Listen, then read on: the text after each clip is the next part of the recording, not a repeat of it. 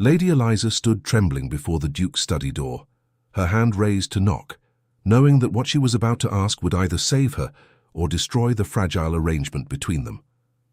Inside, the man who had offered her shelter but nothing more was about to discover the one truth she'd sworn to keep hidden, that she'd fallen hopelessly in love with him. And when he finally looked at her with those storm-grey eyes, when his hand reached out to touch her face for the very first time, everything they'd both promised, the distance, the boundaries, the careful indifference would shatter with a single forbidden kiss.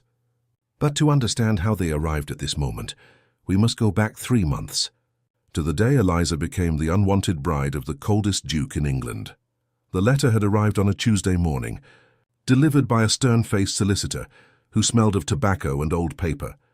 Eliza had read it 3 times before the words finally made sense, before the reality of her situation crashed down upon her like a wave she couldn't escape. Her father was dead. The man who had raised her, taught her to read, encouraged her curiosity about the world, gone. And worse, he'd left her with nothing. Less than nothing, actually. There were debts. Significant debts that creditors were already demanding she pay. The small townhouse where she'd lived her entire life would be seized within the month. Her modest inheritance, already spent by her father on bad investments and worse luck. She was 23 years old, unmarried, and about to be completely destitute. Eliza had spent that first week in a fog of grief and growing panic. She wrote to distant relatives, received polite refusals in return. No one wanted the burden of a penniless young woman with no prospects and no connections worth mentioning. She considered becoming a governess, but even those positions required references she didn't have. A lady's companion, perhaps, but the advertisements all asked for women with experience, with skills she'd never needed to develop. Her father had always assured her she'd be taken care of, that he had plans, that everything would work out. He'd been wrong. Then the second letter arrived. This one was different. Heavy cream paper sealed with an unfamiliar crest, written in precise, almost cold handwriting. It was from a solicitor representing Duke James Howard of Thornfield Manor. The Duke, the letter explained, found himself in need of a wife. Not for romantic reasons, the letter was careful to clarify, but for practical ones. His family had been pressing him to marry for years. There were social obligations that required a duchess at his side, estate matters that needed a woman's presence, the continuation of the family line to consider. He was prepared to offer a substantial sum to settle her father's debts, provide her with security and a home, and ask nothing in return except her name and her presence when society demanded it. The letter continued in that same cold, business-like tone. The Duke wished to be perfectly clear about the nature of this arrangement. This would not be a love match. He expected separate quarters, separate lives lived under the same roof. She would have access to his library, his grounds, and a generous allowance for her personal needs. In exchange, she would appear at his side when necessary, maintain the household and otherwise keep to herself. It was, in essence, a business transaction. Shelter and security in exchange for the appearance of a normal marriage. The letter ended with a single line that somehow felt colder than all the rest. Do not expect affection. I have none to give. Eliza had read that letter a dozen times, her hands shaking more with each reading. It was the most unromantic, clinical proposal of marriage she could have imagined. No mention of companionship, of partnership, of even basic kindness. Just an exchange of services, as impersonal as hiring a housekeeper. But what choice did she have? The creditors were already knocking at her door. She had nowhere to go, no one to turn to, no other options presenting themselves. At least this way she'd survive. At least she'd have a roof over her head and food on her table. It was more than many women in her position could hope for. She'd written back her acceptance that same day, her pen scratching across the paper with words that felt like signing away her life. 3 weeks later, she found herself standing in a London chapel, wearing a simple dress she'd owned for years, waiting for a man she'd never met to become her husband. The Duke arrived exactly on time, tall and imposing in black, his face a mask of polite indifference. He was handsome, she noticed with some surprise. Dark hair, strong features, those grey eyes that seemed to look through her rather than at her. But there was something hollow about him, something absent, as if he were performing the motions of life without actually living. The ceremony lasted less than 15 minutes. He spoke his vows in a flat, emotionless voice. He didn't look at her once during the entire service, his eyes fixed somewhere over her shoulder, as if she weren't really there at all. When the vicar pronounced them man and wife, the Duke gave the briefest nod, placed a cold gold band on her finger without meeting her eyes, and immediately turned to sign the register. There was no kiss, no smile, no acknowledgement that anything significant had just occurred.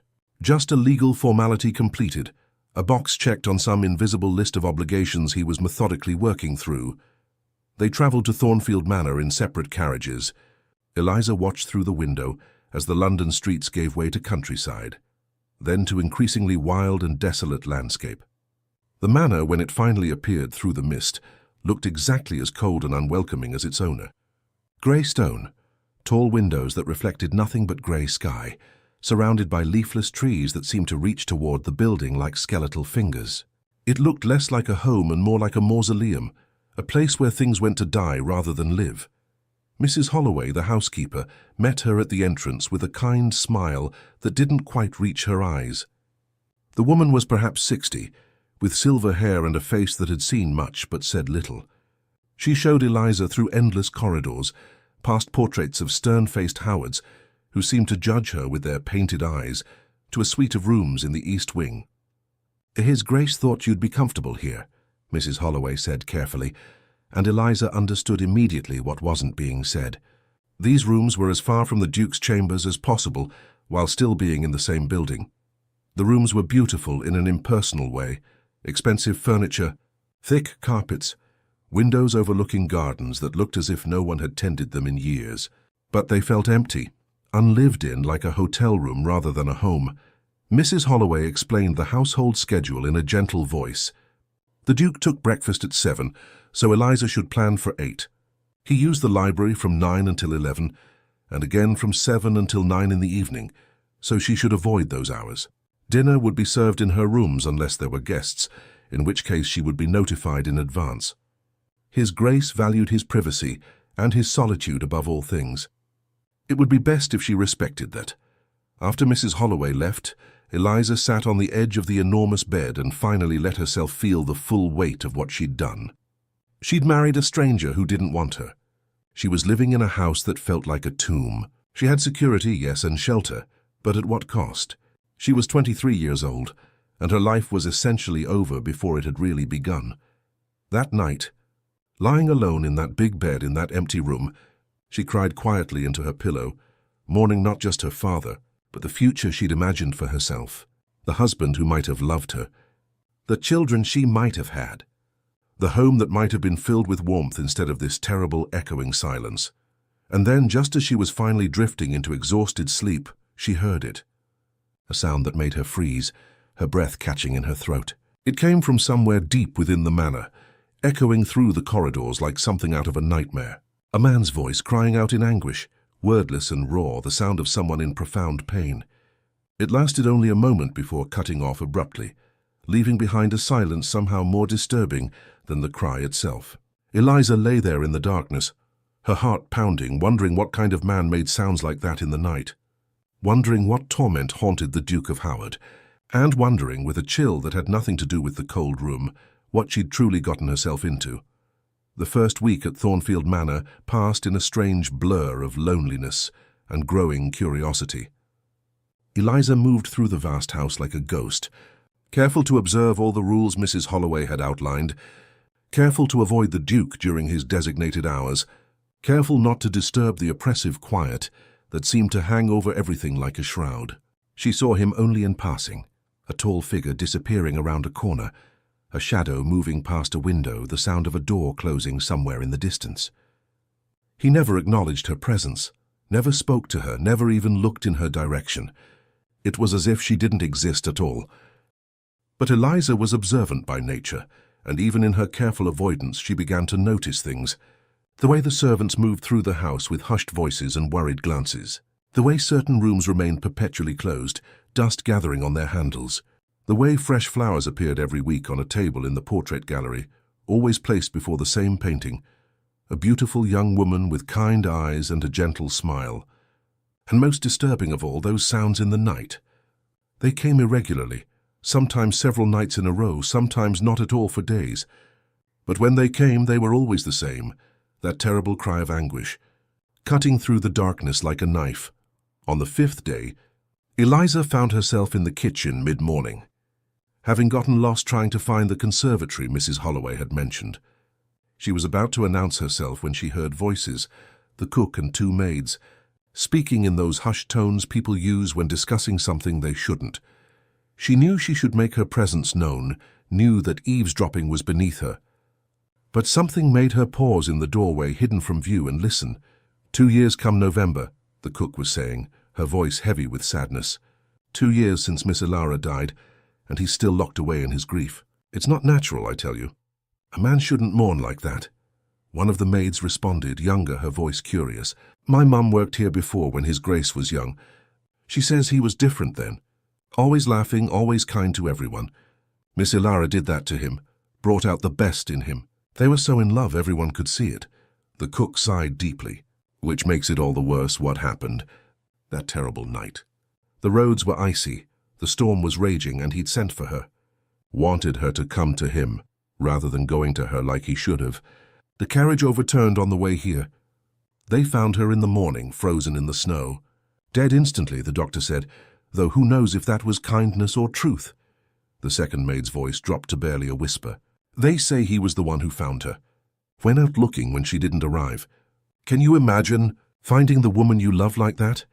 Knowing you're the reason she was on that road in the first place? He's never forgiven himself, the first maid said. Never will by the looks of it.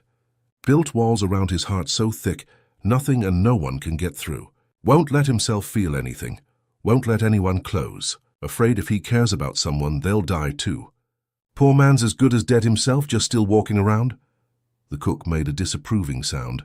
And now he's gone and married that poor girl, Lady Eliza. Brought her here to live in those empty rooms, expecting nothing from her, giving nothing to her. It's not right. She deserves better than to be a ghost in her own home. Eliza pressed herself against the wall, her heart pounding. Everything suddenly made terrible sense. The coldness, the distance, the lifeless quality she'd sensed in him. He wasn't cruel, he was broken, shattered by grief and guilt, trapped in a prison of his own making.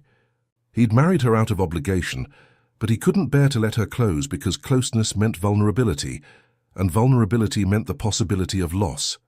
He was protecting himself the only way he knew how, by feeling nothing, wanting nothing, connecting with no one. She slipped away from the kitchen before the servants could discover her, her mind reeling with this new understanding. That afternoon, she found herself drawn to the portrait gallery, standing before the painting that received those weekly flowers. Ilara Ashworth, the nameplate read.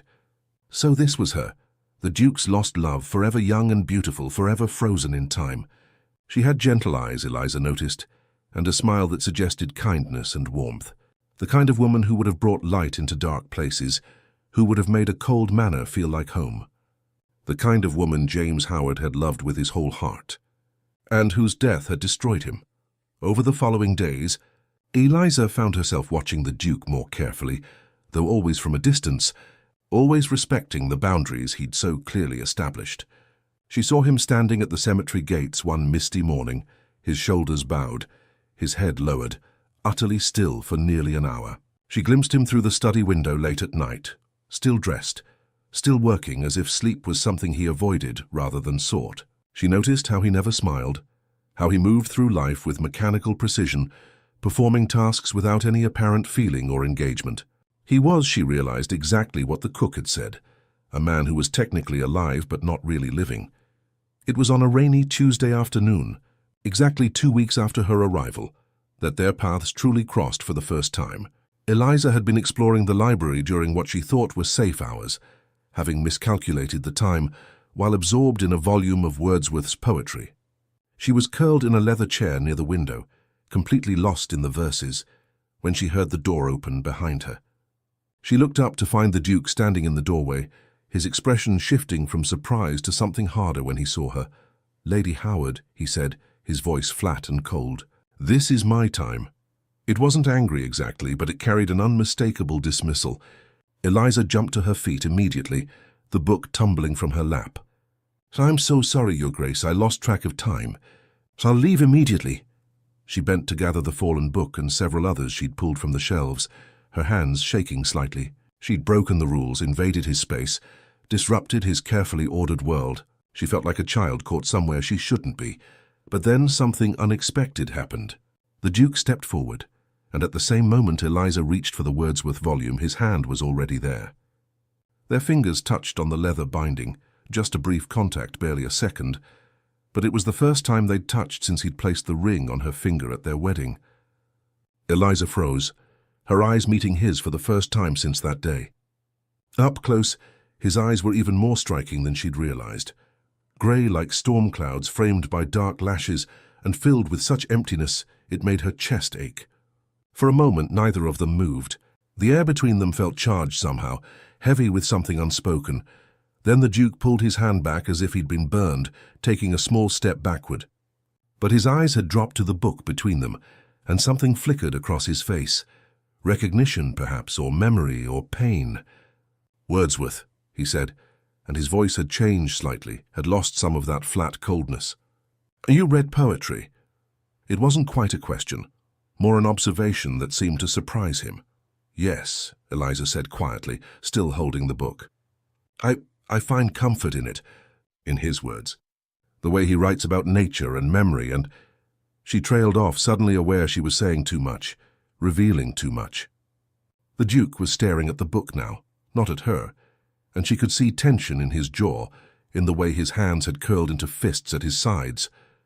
"Lara loved Wordsworth," he said finally, his voice barely above a whisper. Then, as if realizing he'd revealed something he shouldn't have, he cleared his throat and his expression hardened again. "I apologize for the intrusion." "You were here first."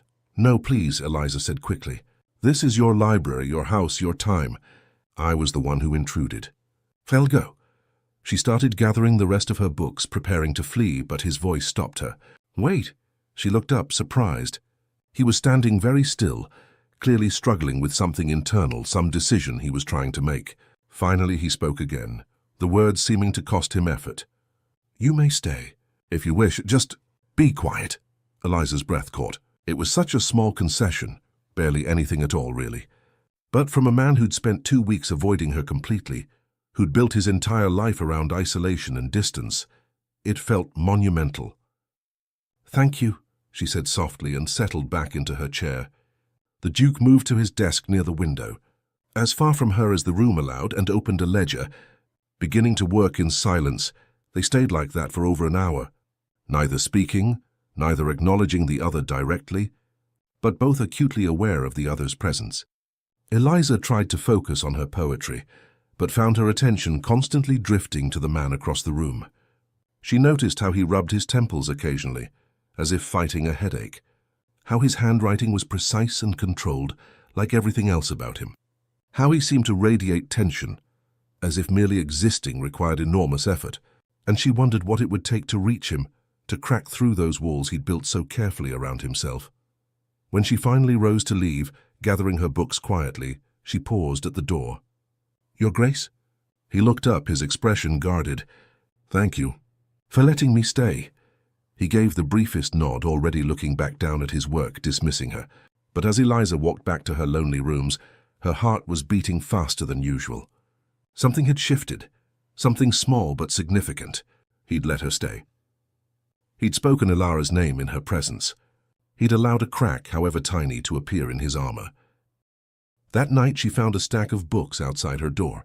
5 volumes of poetry, Wordsworth, Keats, Shelley, Byron, and Tennyson. There was no note, no explanation, but she knew who had left them.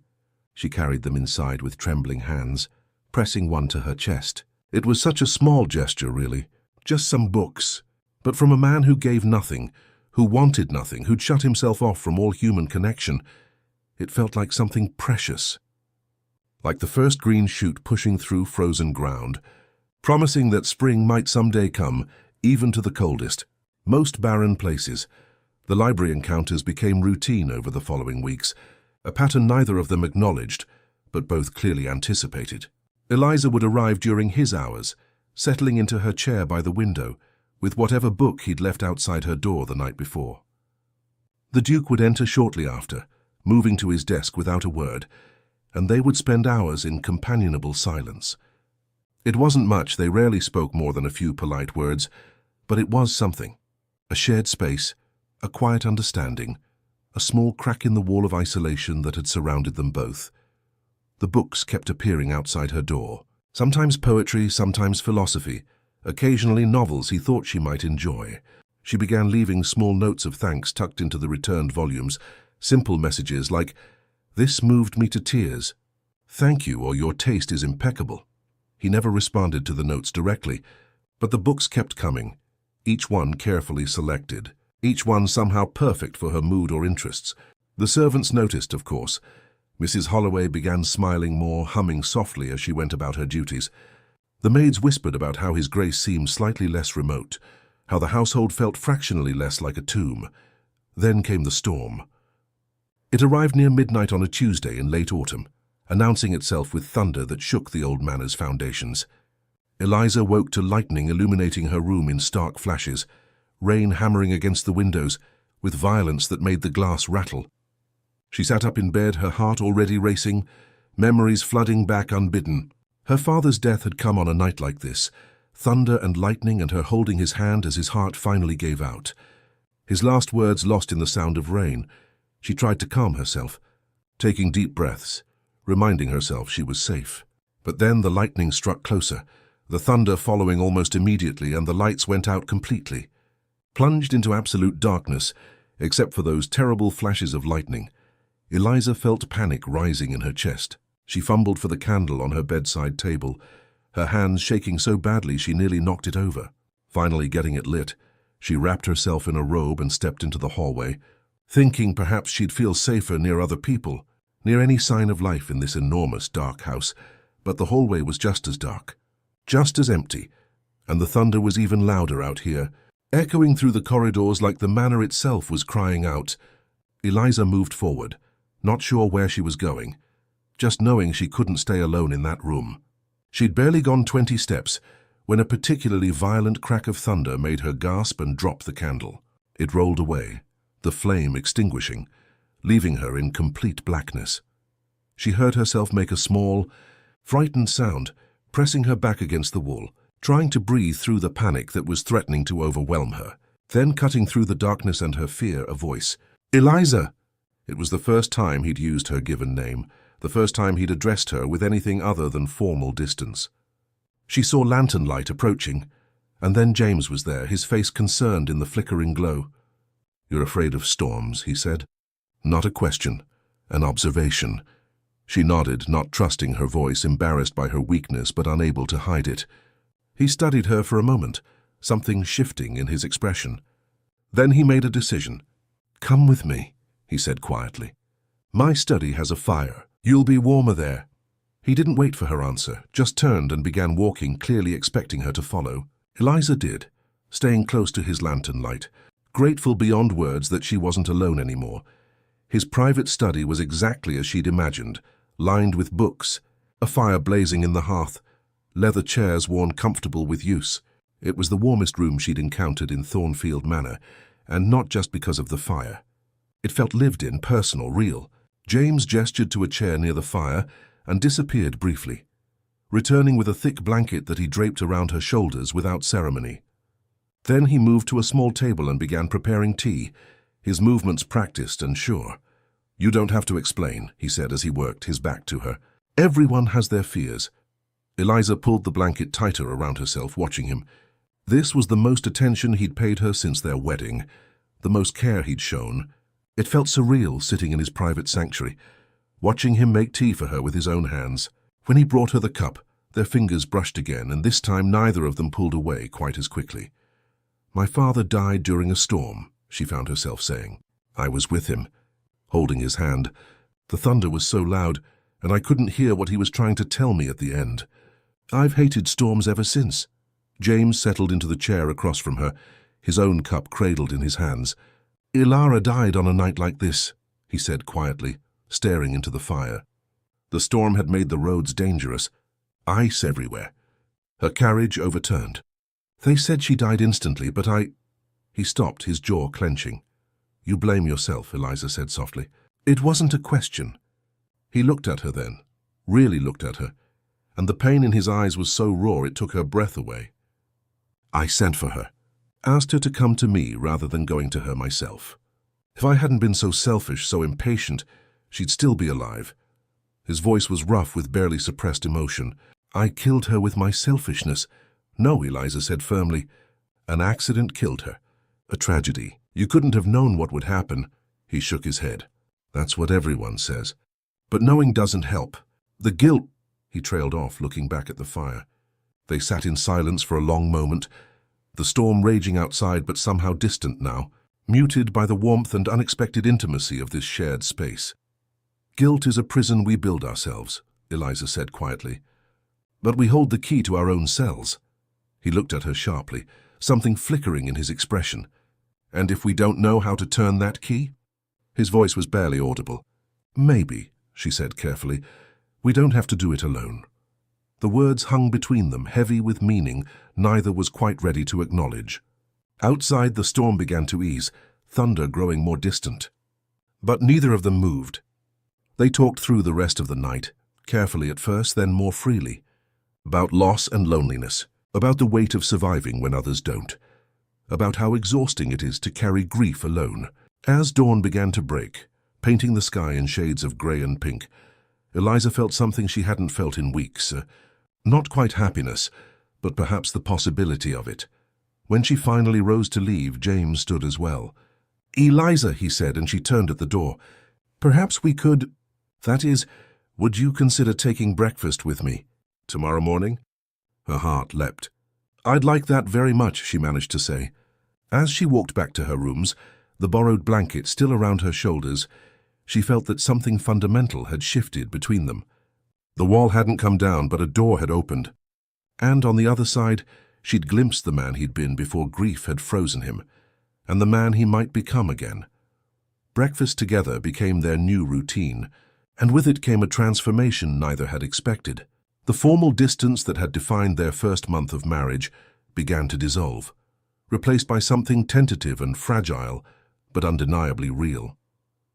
James, she'd started thinking of him by his first name now, though she still called him Your Grace aloud, proved to have a dry wit that caught her off guard and made her laugh in ways she hadn't since her father died. And when she laughed, something in his face would soften, his grey eyes warming for just a moment before he caught himself and looked away. Their conversations deepened beyond polite small talk. He told her about the estate, his responsibilities, the tenants he genuinely cared about even if he pretended not to. She shared her love of literature, her thoughts on philosophy, the dreams she'd once had before circumstances forced her into this arrangement. He listened when she spoke, truly listened, in a way that made her feel seen for the first time in months. And slowly, almost imperceptibly, the physical distance between them began to shrink. It started with the garden walks. One morning after breakfast, James had paused at the door and asked, almost awkwardly, if she'd care to walk with him through the grounds. Eliza had agreed immediately, her heart beating faster than it should. They'd walked the gravel paths in comfortable silence at first, autumn leaves crunching beneath their feet, the morning air crisp and clean. He pointed out various features of the estate, the folly his grandfather had built, the orchard that produced the best apples in the county, the old oak tree he'd climbed as a boy. I broke my arm falling from that branch there, he said, gesturing upward. I was 10, and convinced I could reach the bird's nest at the top. My father was furious, but my mother just laughed while setting the bone. It was the first time Eliza had heard him speak of his childhood, the first glimpse of the boy he'd been before life, had taught him to guard his heart so carefully. Were you close to your mother? She asked gently. A shadow crossed his face. She died when I was 15. Fever took her in less than a week. After that, it was just my father and me, and we were never... He trailed off, but she understood. More loss, more walls built brick by painful brick. The walks became daily occurrences, and gradually they walked closer together. One morning, when the path was muddy from recent rain, James offered his arm. The ground is uneven, he said, as if that explained everything. Eliza took it, feeling the warmth of him through the fabric of his coat, acutely aware of every point where their bodies touched. She expected him to withdraw once they reached smoother ground, but his arm stayed extended, and her hand stayed tucked in the crook of his elbow for the entire walk. Neither mentioned it, but the next morning he offered his arm again without any excuse about uneven ground. Their library time evolved as well. They no longer sat on opposite sides of the room, but shared the sofa near the fire, sitting close enough that she could feel the heat radiating from him, close enough that their knees occasionally brushed, and neither moved away. Sometimes he would read passages aloud to her, poetry mostly, but also philosophy and even passages from novels he thought she'd enjoy. His voice when he read was different from his normal speaking voice, richer and warmer, and she found herself watching his face instead of following the words, noticing the way his expression softened when something in the text moved him. One evening, about 6 weeks into their marriage, they lingered over dinner in the dining room. James had insisted they move from opposite ends of the long table to adjacent corners, close enough to actually see each other's faces, to have real conversation. Wine had loosened both their tongues, and they talked about everything and nothing. Books they'd loved, places they'd liked to travel, the absurdity of social conventions that dictated so much of their lives. "Do you ever wonder what your life would have been like if circumstances had been different?" Eliza asked, emboldened by the wine and the intimacy of the candle-lit room. James considered this, his eyes on her face. "Every day," he admitted quietly. "I wonder what kind of man I would have been if I hadn't lost so much. If grief hadn't—" He stopped, struggling with words. "If I hadn't let it define me."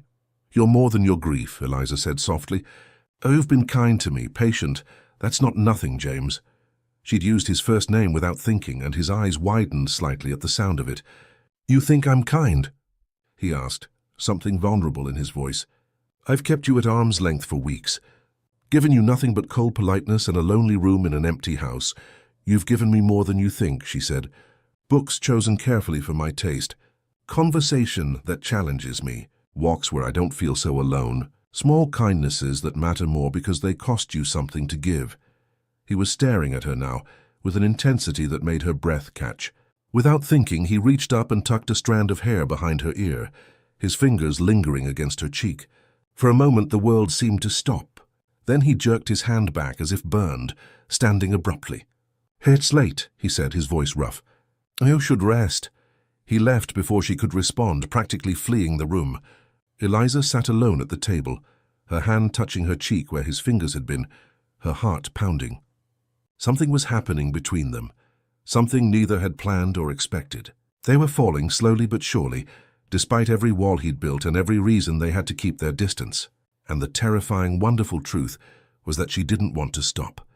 The morning after James had touched her face and fled, everything changed.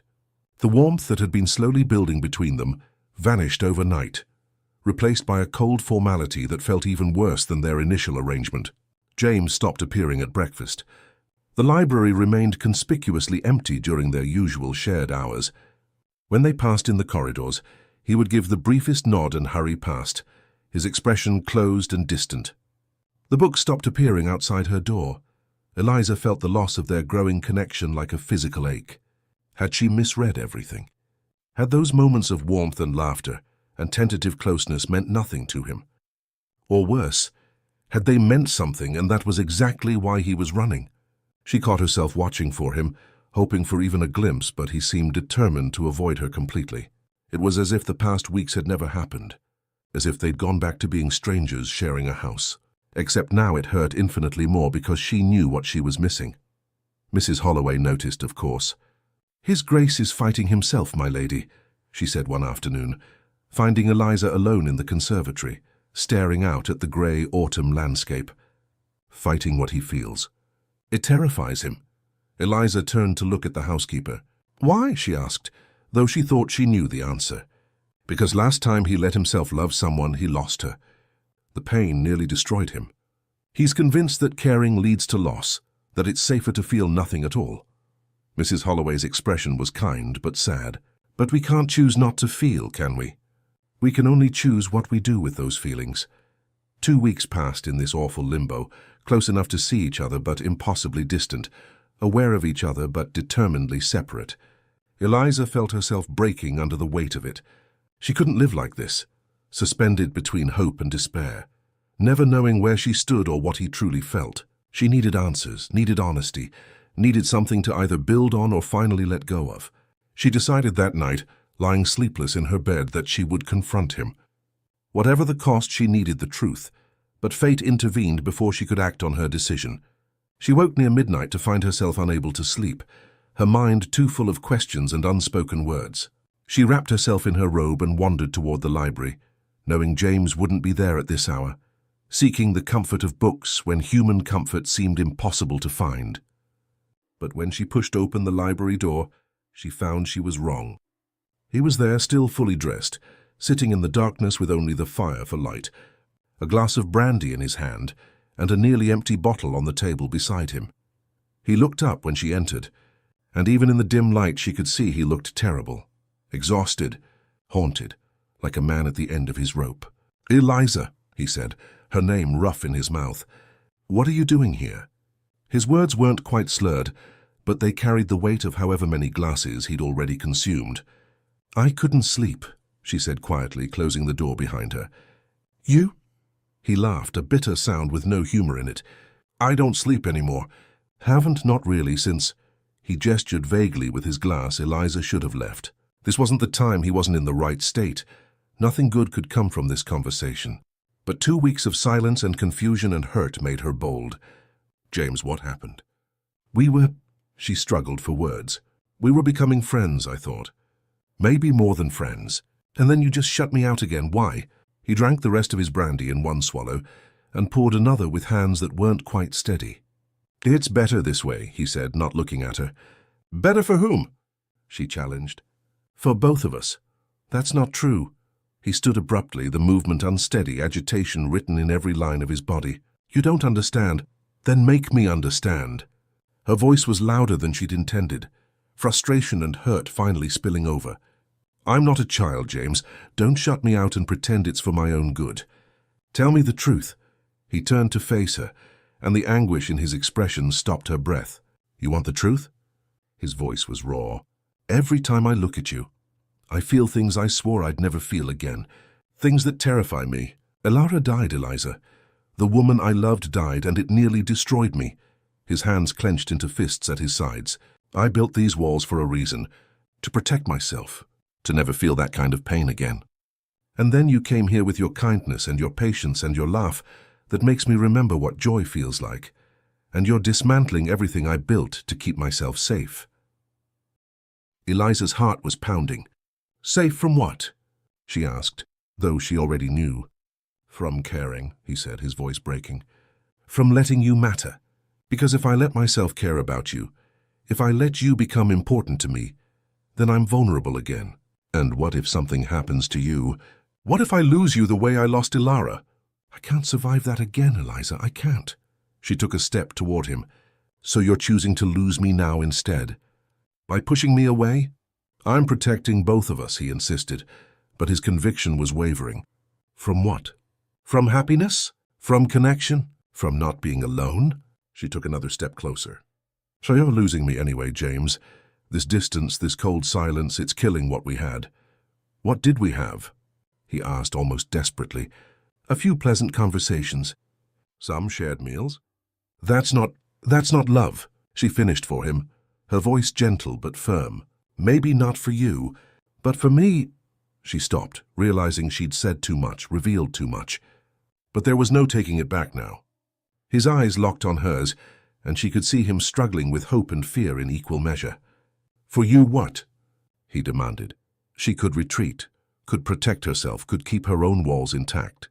But she was tired of walls, tired of pretending, tired of both of them being so afraid of living that they were barely alive at all. "For me, it became everything," she said, her voice steady despite her racing heart. "I came here expecting nothing but survival. A roof over my head, that's all. But you gave me more than that. You gave me companionship and conversation, and moments where I felt alive again.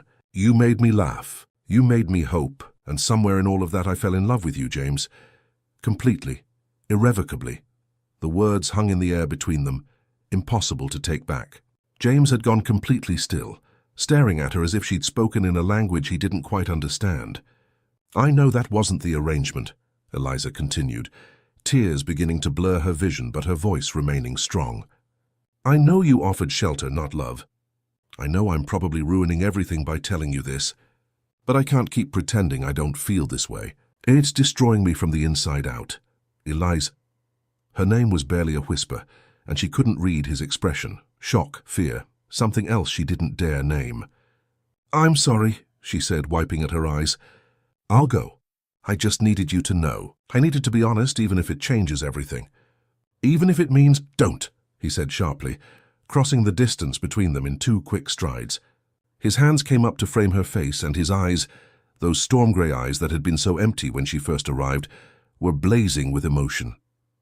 Fear, yes, but also longing, desperation, and something that made her breath catch in her throat. Don't apologize, he said roughly. Don't you dare apologize for being brave enough to feel when I'm too much of a coward to admit. He stopped, swallowed hard, his thumbs brushing away the tears on her cheeks. To admit that I love you too. The world seemed to tilt beneath her feet. What? She breathed. I love you, he said again, stronger this time. God help me, I've been fighting it for weeks, but I love you, Eliza. And it terrifies me. It absolutely terrifies me. Eliza's hands came up to cover his where they still framed her face, afraid that if she let go, this moment would dissolve like a dream. You love me, she repeated, needing to hear it again, needing to believe it was real. James's forehead dropped to touch hers, his eyes closing as if the admission had cost him everything. I've been so afraid, he whispered, terrified of betraying Ilara's memory, terrified that if I let myself love you, fate would rip you away from me too, terrified that opening my heart again means inviting that same devastating loss. His hands were trembling against her face. So I tried to push you away, tried to rebuild the walls, tried to go back to just existing instead of living. But I can't, Eliza. I can't go back to that emptiness now that I know what it feels like to be near you, to hear you laugh, to watch your face light up when you're reading something that moves you. He pulled back just enough to look into her eyes. You've brought me back to life. You've made me remember what it feels like to want something beyond mere survival. To hope, to feel joy. I'm still terrified, he admitted, his voice rough. Terrified something will happen to you, that I'll lose you, that this happiness is temporary. But I'm more terrified of losing you by pushing you away, of never knowing what we could have because I was too afraid to try. Eliza felt her own tears flowing freely now. Nothing is guaranteed, James, not tomorrow, not next year. Ilara's death taught you that, and my father's death taught me the same terrible lesson. Life is fragile and uncertain, she continued. But that's exactly why we can't waste it. Can't waste these moments, these feelings, out of fear. Her voice grew stronger. I could leave this house tomorrow and be struck by a carriage. You could fall ill. The manor could burn. 1,000 things could happen. But right now, in this moment, we're here, together. Both of us feeling the same way. Isn't that precious? Isn't that worth the risk? She saw something shift in his expression, some internal battle reaching its conclusion. Ilara wouldn't want this for you, Eliza said softly. Would she? She wouldn't want you hiding from life, from love, because you lost her. James's eyes closed again, and when he spoke, his voice was thick with emotion. No, she wouldn't. She loved life, loved fully, lived fearlessly. She'd be furious with me for locking myself away, for half-living, for letting grief turn me into a ghost. He opened his eyes, and they were clear now, resolved. I've been honoring her memory all wrong. Isolating myself isn't tribute, it's cowardice. She deserves better than that. She deserves to be remembered by someone who still lives, who still loves, who honors what we had by choosing life instead of dying slowly. His thumbs brushed across Eliza's cheeks again, wiping away fresh tears. So I'm choosing you. I'm choosing life. I'm choosing to be brave even though I'm still scared. Will you help me? Will you be patient with me when the fear tries to pull me back? Always, Eliza promised. We'll be brave together. We'll face the fear together. You don't have to do this alone anymore, James. That's what I've been trying to tell you. You're not alone. He smiled, then really smiled, and it transformed his entire face. She'd seen hints of it before, small moments when his guard dropped, but this was different. This was joy, genuine and unguarded, and it made him look years younger, made her see the man he'd been before grief had carved lines into his face. Eliza, he said, his voice dropping lower, more intimate. May I kiss you, please? I've wanted to since that night in the dining room when I touched your face. Since before that, if I'm honest. I've wanted to kiss you and been too afraid to try." Her answer was to rise on her toes, closing the small distance between them. "Yes," she breathed. "God, yes." He leaned in slowly, giving her time to change her mind, but she didn't want to. She'd wanted this for weeks, had dreamed of it, had imagined what his lips would feel like against hers. But the reality was so much better than any fantasy. His lips touched hers softly at first, tentative, almost questioning. Then she responded, her hands sliding up to tangle in his hair, pulling him closer, and something broke loose in both of them. The kiss deepened, becoming desperate, urgent. Two people who'd been starving finally allowed to feast. Years of loneliness and fear and careful control melted away, replaced by heat and need, and the overwhelming relief of finally giving in to what they'd both been fighting. His arms wrapped around her waist, pulling her flush against him, and she made a sound that was half gasp, half sigh. When they finally broke apart, both breathless, his forehead rested against hers again. "I love you," he said again, as if he needed to keep saying it, to make up for all the weeks he'd held the words back. "I love you too," she replied, smiling through her tears. "So much. For so long." The kiss in the library should have been the beginning of their happily ever after. James had finally admitted his feelings, finally broken through the walls he'd built around his heart. They'd stayed up until dawn, talking and kissing and making plans for a real marriage, a real future. When Eliza finally returned to her rooms as the sun rose, her lips were swollen and her heart was full. Everything was going to be different now. Everything was going to be wonderful, but fate, it seemed, had other plans. She'd been asleep for perhaps 2 hours when urgent pounding on her door jolted her awake. Mrs. Holloway's voice, sharp with panic, cut through the fog of exhaustion. "My lady, please wake up. There's a fire." Eliza was out of bed instantly, her heart lurching with fear. "Where?" she demanded, throwing on her robe. "The east wing." Old chimney finally gave out. "It's spreading fast." The corridors were already filling with smoke as Eliza ran toward the commotion. Servants rushed past carrying valuables, shouting instructions to each other, their faces streaked with soot and terror. She found James in the entrance hall, his shirt already blackened, his face grim as he organized the chaos around him. "Everyone out," he was shouting. "Mrs. Holloway, make sure every servant is accounted for. Thomas, get the horses from the stable before the smoke reaches them." Eliza immediately began helping, guiding frightened maids toward the exit, grabbing important ledgers from the study, doing whatever she could to assist in the evacuation. The smoke was getting thicker, the heat more intense, and she could hear the roar of flames consuming the east wing. James was everywhere at once, directing footmen with water buckets, ensuring everyone was safe, his voice steady and commanding despite the crisis. Then she heard Mrs. Holloway cry out, "Jenny? Has anyone seen Jenny?" The young maid, barely 16, had been assigned to clean the upper floor rooms that morning. Eliza's blood ran cold as she realized the girl was still inside. Without thinking, she started toward the burning wing, but James's hand caught her arm. "Not you," he said sharply. "It's too dangerous." She turned to face him, saw the fear in his eyes. "She's just a girl, James. She could be trapped up there." "I'll go," he said firmly. "You stay here. Promise me." But before she could respond, he was already running toward the flames, disappearing into the smoke-filled corridor. Eliza stood frozen, her heart in her throat, watching the doorway where he'd vanished. This was exactly what he'd been afraid of, caring about someone and then losing them. But now he was the one in danger, and she was the one left behind, terrified and helpless. The minutes that followed were the longest of her life. She could hear shouting from inside, the crash of falling timber, the roar of fire consuming everything it touched. The other servants stood in clusters on the lawn, watching in horror as flames licked out of windows, as smoke poured from every opening. Eliza couldn't breathe, couldn't think, could only stare at that doorway and pray. She'd just found him. She'd just gotten him to open his heart, to choose life and love. She couldn't lose him now. Not like this. Then finally she saw movement in the smoke. James emerged, coughing violently, carrying Jenny in his arms. The girl was conscious but clearly terrified, clinging to him as he stumbled down the steps. The moment his feet hit the gravel drive, Eliza was running. She reached them just as he was setting Jenny down carefully, other servants rushing forward to help the girl. Eliza threw her arms around James, not caring that he was covered in soot and ash, not caring about anything except that he was alive and solid and there. "You could have died," she said against his chest, her voice breaking. "You could have died and I would have—" She couldn't finish the sentence. He held her tight, his heart pounding against her ear. "But I didn't," he said hoarsely. "We're both safe. Everyone's safe." Behind them, the fire crew from the village had finally arrived and was working to contain the blaze. It took hours, but eventually they managed to save most of the manor, though the east wing was a total loss.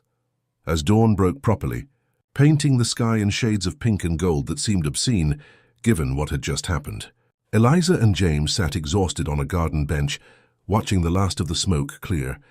His arm was around her shoulders, her head resting against him, both of them too tired to move. "That was terrifying," she whispered, "watching you run in there, not knowing if you'd come out." He turned to look at her, his face streaked with soot, but his eyes clear and intense. "Now you know how I felt when you tried to go in." "We could have lost everything tonight," Eliza said. "Not just the house, but each other. It proved something, James. Life is fragile. Any moment could be our last. We can't waste time being afraid." He cupped her face with his dirty hand, not caring about appearances, not caring about anything except the woman in front of him. "You're right. We almost lost everything tonight. Not to grief or fear or guilt, but to actual danger. Real danger. And all I could think, running through those flames, was that I never got to properly show you how much I love you." "What do you mean, properly?"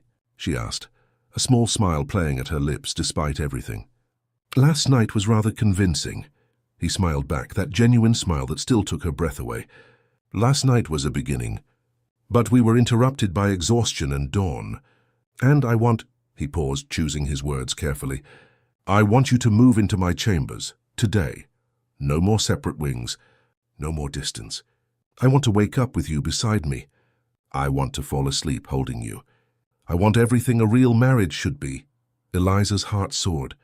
"I want that too. All of it." He leaned forward, his forehead touching hers. We were both covered in soot and smoke, exhausted from fighting the fire, sitting in a garden at dawn while his home still smoldered. But somehow it was perfect, real and honest and exactly what they needed. "No more fear," he said softly. "No more running. No more pretending we don't feel what we feel." "No more walls," she agreed, and then he kissed her. Not tentatively like the first time in the library, not desperately like later that same night, but with a sureness that spoke of commitment and choice and a future they were both finally brave enough to claim.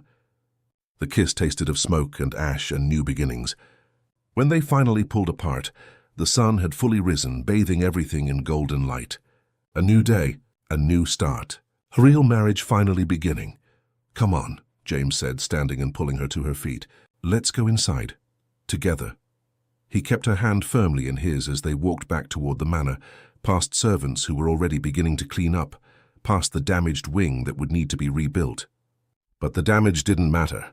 The loss didn't matter. They'd survived, and they'd survived together, and that was everything. As they climbed the stairs toward his chambers, their chambers now, Eliza felt a profound sense of rightness settle over her. The Duke had offered her shelter 3 months ago, nothing more. A roof over her head, and a name to protect her. But they'd found something neither had been looking for, something infinitely more valuable than security or comfort. They'd found each other. And that single kiss in the garden, born from crisis and fear and the fierce determination to live fully, had truly changed everything. The days following the fire brought changes that transformed Thornfield Manor from a house into a home. Eliza's belongings were moved into James's chambers that very afternoon, despite her exhaustion and his protests that she should rest first. "No," she'd said firmly. "No more waiting. No more separate lives. We start now." So Mrs. Holloway had supervised the move with barely concealed delight, and by evening Eliza's dresses hung beside James's coats. Her books shared shelves with his, and her hairbrush sat on the vanity next to his shaving kit. Small things, domestic things, but they represented everything. The merging of two lives, the end of loneliness, the beginning of partnership. That first night in their shared chambers felt both momentous and natural. James was nervous, she could tell. his hands trembling slightly as he helped her with the buttons on her dress. "Are you sure?" he asked at the threshold of something neither could take back. "I don't want you to feel pressured. We can wait if—" She silenced him with a kiss. "I've never been more sure of anything in my life," she said against his lips. "I love you. I want this. I want you." What followed was tender and awkward and perfect in the way first times often are. There was fumbling and nervous laughter, and whispered reassurances. But there was also passion and connection, and a sense of coming home that neither had expected. Afterward, lying tangled together in the darkness, James's arms wrapped around her as if he'd never let go. Eliza felt tears slip down her cheeks. "What's wrong?" he asked, immediately concerned. "Nothing," she said, and it was true. "Everything is so right it overwhelms me. I didn't think I'd ever have this. Someone to hold me. Someone who loves me. A real home." He kissed her temple, her cheek, her lips. "I didn't think I'd have it again," he admitted. "Didn't think I deserved it. Didn't think my broken heart could be whole enough to offer anyone." He pulled back to look at her in the moonlight, streaming through the windows. "But you made me whole again, Eliza. You were patient when I was cold, kind when I was cruel, brave when I was a coward. You saved me." She shook her head. "We saved each other. That's what love does. It doesn't rescue, it partners. It doesn't fix, it supports. We're healing together, James, and we'll keep healing every day for the rest of our lives." Morning came with sunlight flooding their room and the novel experience of waking in each other's arms. James woke first and spent long minutes just watching her sleep, marveling at the peaceful expression on her face, at the trust it took to be so vulnerable beside him. When her eyes finally fluttered open and found him watching, she smiled. "Good morning, husband," she said, the word carrying new weight, new meaning. "Good morning, wife," he replied, and kissed her thoroughly. They took breakfast in their chambers, neither ready to face the world yet, wanting to preserve this bubble of intimacy and happiness for just a little longer. James hand-fed her strawberries, and she laughed when juice dripped down his chin and she had to wipe it away. They talked about everything and nothing. Plans for rebuilding the East Wing, books they wanted to read together, whether they should get a dog. Ordinary conversations made extraordinary by the sheer joy of having them together, as partners, as lovers, as husband and wife in truth as well as law. The manor itself seemed to respond to their happiness. Mrs. Holloway went about her duties humming, something she hadn't done in years. The other servants moved with lighter steps, speaking in normal voices instead of hushed whispers. Orders were given to open rooms that had been closed since Ilara's death, to remove the Holland covers from furniture, to let light and air circulate through spaces that had languished in darkness. James personally oversaw the opening of the music room, a chamber that had been Ilara's favorite, and when Eliza hesitated at the threshold, unsure if he was ready for this, he took her hand. "She loved music," he said. "She'd want this room to be used to bring joy again. She wouldn't want it to be a shrine to grief." Eliza proved to have a talent for piano, and soon the manor echoed with music again. James would work at his desk while she played, and sometimes he'd pause in his correspondence just to listen, a smile playing at his lips. The tenants noticed the change in their duke when he rode out to visit them. He was warmer, more engaged, actually laughed at their jokes instead of offering polite half-smiles. Word spread through the county that the Duke of Howard had finally emerged from his mourning, that his marriage had transformed him, that love had worked a miracle at the old manor. They hosted their first dinner party 6 weeks after the fire, inviting neighbouring families who'd long since given up on receiving social invitations from Thornfield. The guests arrived curious and left amazed, whispering about how devoted the Duke and Duchess clearly were, how they looked at each other with such warmth, how the Duke actually smiled and laughed, like a man who remembered how to be happy.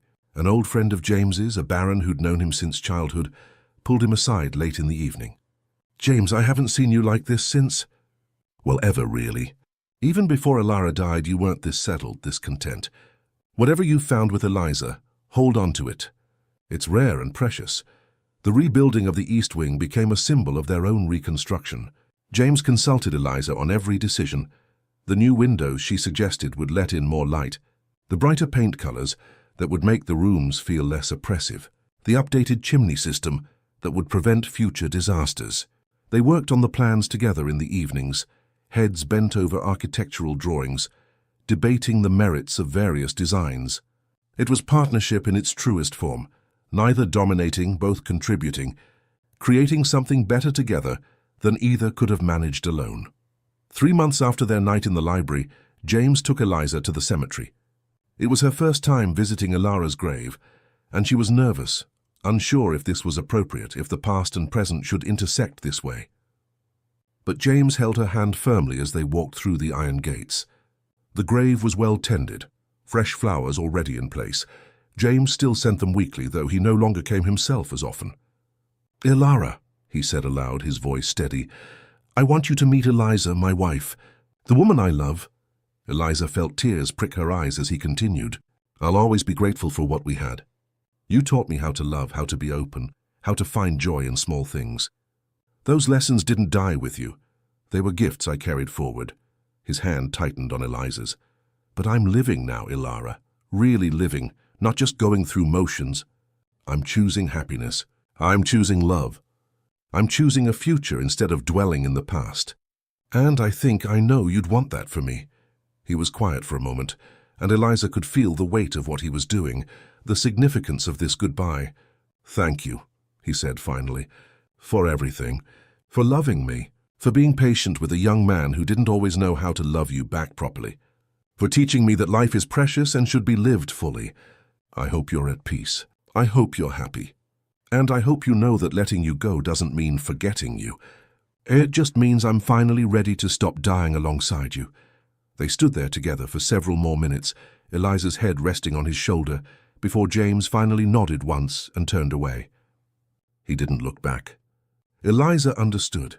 This was closure, real and final and necessary. The past would always be part of him, but it no longer controlled him. He was free. 6 months after that first kiss in the library, Eliza realized her monthly courses hadn't come.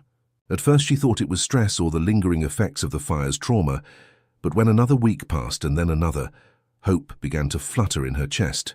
She waited until she was certain, until the doctor she'd quietly consulted confirmed her suspicions, before telling James. That evening, sitting in their chambers before the fire, she took his hand and placed it on her still flat stomach. "James," she said softly, "we're going to have a baby." He went absolutely still, his eyes wide with shock. "A baby?" he repeated, as if he couldn't quite process the words. "We're—" She nodded, smiling through sudden tears. "I'm pregnant. We're going to be parents." The expression that crossed his face was so complex it took her breath away. Joy and terror and wonder and love all swirling together. "The baby," he said again, and then his eyes filled with tears. "Life, new life. After so much death and grief and loss, life." He pulled her into his arms, holding her so tightly she could barely breathe, and she felt his shoulders shake with emotion. "I'm terrified," he admitted against her hair. "What if something goes wrong? What if I can't protect you? What if—" "We'll face it together," she interrupted gently. The same words she'd spoken months ago during that storm. "Whatever comes, whatever fears we have, we face them together. You're not alone in this, James. You'll never be alone again." He pulled back to cup her face in his hands, and his smile, through his tears, was the most beautiful thing she'd ever seen. "Thank you," he whispered, "for not giving up on me, for loving me when I was convinced I was unlovable, for being patient while I learned how to live again, for giving me everything I thought I'd lost forever. Love, hope, a future, and now this, a child, a family." He kissed her then, soft and reverent, one hand moving back to rest protectively over their child.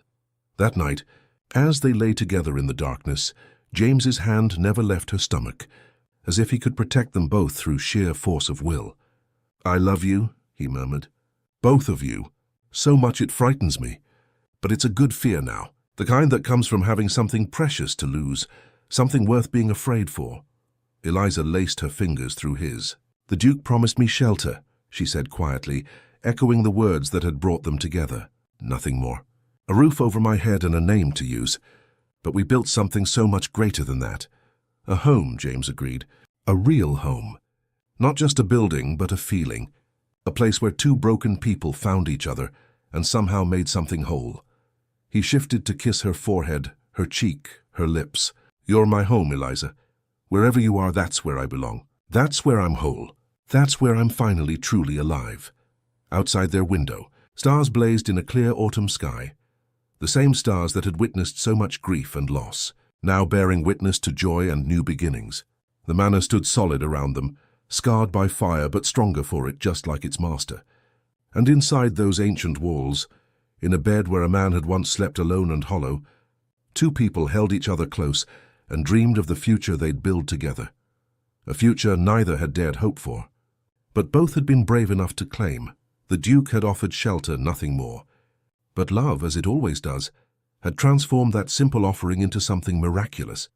A second chance. A new beginning. A forever that neither would take for granted, because they knew too well how precious, how fragile, and how absolutely worth fighting for such happiness truly was.